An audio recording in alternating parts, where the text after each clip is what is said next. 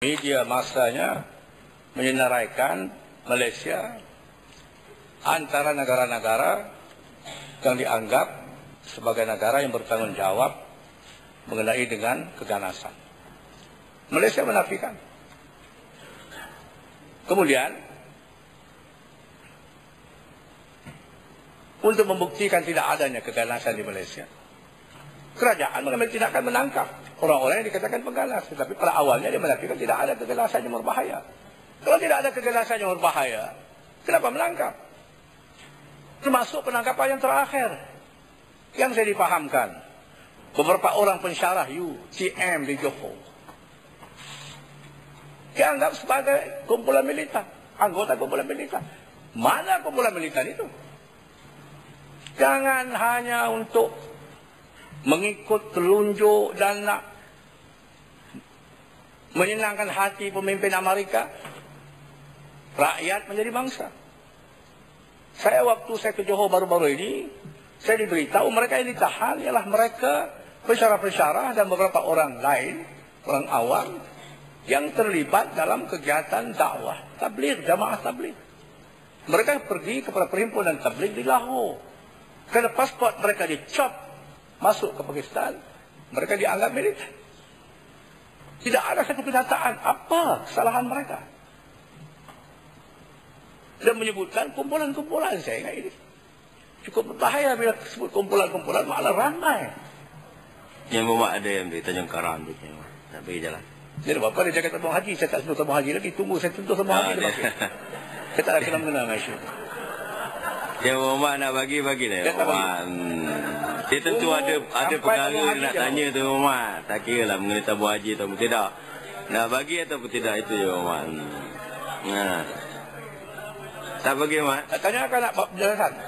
Ada tanya apa saya? Sila tanyakan. Jangan syarah. Sila. Terima kasih. Kadang-kadang kena faham ya Muhammad. Tabung haji saya jawab. Bila yang Muhammad tanya saya jawab. Ni saya nak tanya. Apa kena mana tabung haji pula?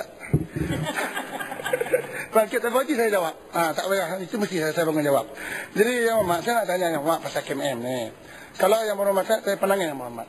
Apa komen yang Muhammad mengenai seorang bekas pelajar UTM, Taufik masa tak silap namanya, yang ditangkap di Jakarta.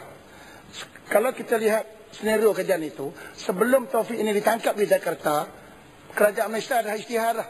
Dah ramai orang kita tangkap terlibat dalam KMM ini. Jadi bila kita kena tangkap, kita tangkap orang yang terlibat dengan KMM, saya 2 minggu lepas itu, seorang rakyat Malaysia betul-betul telah ditangkap oleh pihak kerajaan Indonesia. Jadi adakah tindakan kerajaan ini salah? Dan hari ini terbukti bahawa ini di Indonesia, bukan kita tangkap Taufik itu, Indonesia tangkap kerana melibatkan nak buat satu letupan pasar raya dan sebagainya. Dan ini juga dia adalah pelajar UTM. Jadi yang Muhammad menerima dah hakikat bahawa memang ada kumpulan daripada Malaysia yang terlibat di dalam KMM, sehingga akan kumpulan ini ditangkap di Indonesia. Apa komen Muhammad? Ada kenyataan atau yang faktual daripada UiTM sendiri meragui apakah pelajar, orang yang berkenaan, remaja yang berkenaan itu pernah belajar di ITM. Ada kenyataan itu. UTM ke ITM? UiTM ya. Jadi biarlah kalau dia ditangkap di Indonesia, biarlah kerajaan Indonesia yang menyiasat. Macam baru-baru ini Malaysia menyenaraikan seorang ulama Indonesia. Dan bila dia pulang ke Indonesia, dia telah ditangkap. Dipanggil 2 kali kalau saya mengikut laporan yang disiarkan oleh majalah Al-Mujtama. Interview dia, ada interogasi yang dilakukan oleh polis Indonesia dengan Syekh Abu Bakar ini. Dan terbukti dia tidak ada penglibatan apa-apa dalam kegiatan-kegiatan militansi. Dan dia dibebaskan. Dan dia telah mengancam untuk menyaman kerajaan Malaysia. Dia mempunyai 32 peguam yang akan membantu dia. Dan saman pertama telah dibuat terhadap kerajaan Singapura.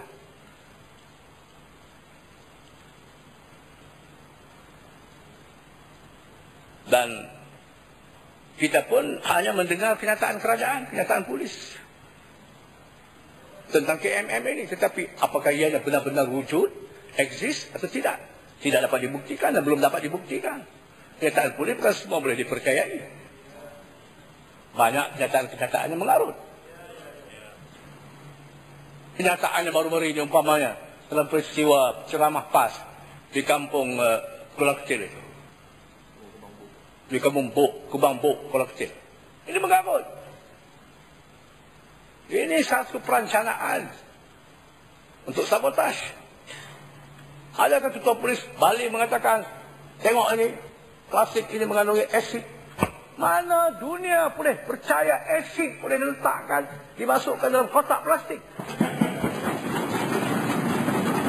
Apalah Menteri Dalam Negeri melantik orang yang sebodoh itu untuk jadi ketua polis. Orang kampung tahu asid. Mereka hidup dengan getah.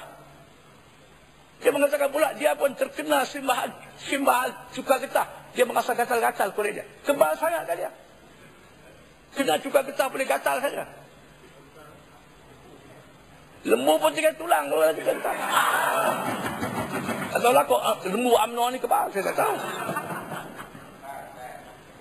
Dia merah.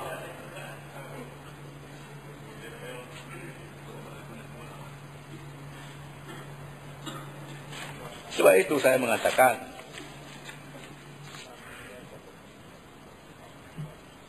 keganasan berasaskan agama. Tidak ada bukti di kalangan mereka yang mendukung Islam, perjuangan Islam, menggunakan agama untuk keganasan. Tidak ada. Yang berlaku kumpulan yang menggunakan agama untuk kekerasan, keganasan. Ialah apa yang berlaku yang terakhir di Ahmadabad di India. Yang diakui sendiri oleh kerajaan India. Kumpulan militan agama Hindu yang telah membunuh, membakar orang-orang Islam hidup-hidup. Di negara kita tidak wujud perkara ini. Beberapa krisis yang berlaku dalam negara kita. Krisis 13 Mei. Krisis yang berlaku tahun lalu di Kampung Medan. Bukan berasas agama. Tapi politik, sosial, soal ekonomi, soal ketidakadilan, bukan soal agama. Jangan sikit-sikit berlaku keresahan, berlaku kekacauan agama.